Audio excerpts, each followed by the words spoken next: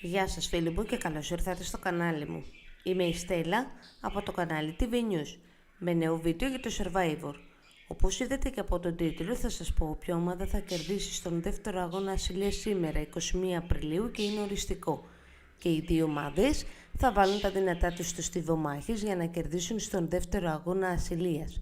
Ποια ομάδα όμως είναι τελικά αυτή που θα τα καταφέρει, κόκκινη ή μπλε? Πάμε να σας πω. Η ομάδα που θα κερδίσει τον δεύτερο αγώνα ασυλίας σήμερα, 21 Απριλίου και είναι οριστικό, είναι η μπλε ομάδα. Οι επαρχαιώτες θα κερδίσουν τον δεύτερο αγώνα και έτσι οι κόκκινοι θα πρέπει να υποδείξουν τον δεύτερο υποψήφιο προς αποχώρηση από την ομάδα τους.